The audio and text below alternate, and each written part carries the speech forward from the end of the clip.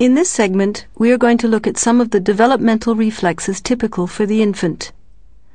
The palmar and plantar grasp reflex, the Moro reflex, the asymmetric tonic neck reflex, the Babinski sign, the parachute reaction, and the balance test during sitting position. The palmar grasp reflex is tested by introducing a finger from the ulnar direction into the palm, without touching the dorsal surface of the hand.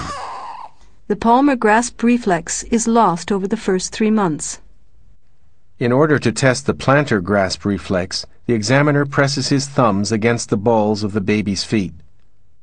The plantar grasp reflex is lost shortly before the child is able to walk.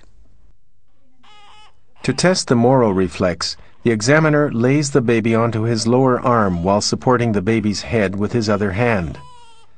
The hand under the baby's head now moves downwards with a quick movement, so that the baby's head becomes dorsally flexed by a few centimeters. In an initial phase, the baby moves its arms outward and upward and extends its fingers into a fan. In a second phase, the arms are flexed and moved to the front. Thumbs and forefingers form a C. This reaction pattern ought to disappear by the 5th month.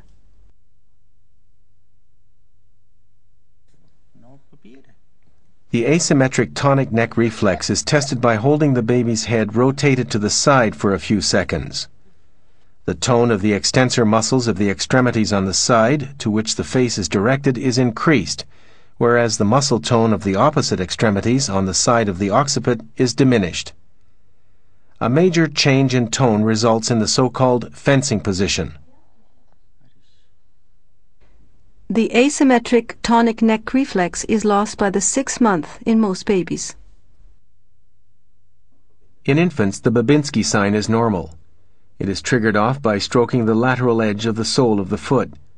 The Babinski sign can be confused with a withdrawal response. The Babinski sign disappears by the time the child is able to walk. A reaction which develops during infancy is the parachute reaction. If a baby being held in a prone position is made to approach the blanket quickly, it extends its arms downwards in a protective way.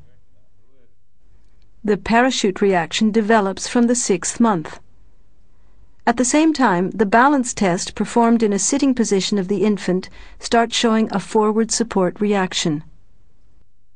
This infant already supports itself with its arms when pushed in the forward direction, but not yet when pushed sideways. The sideward support reaction develops when the baby is 7 months old.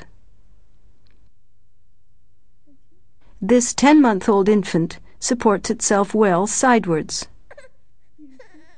Only at 11 months are infants able to support themselves when falling backwards. As mentioned before, this baby is only 10 months old. He cannot yet manage to support himself when being pushed backwards.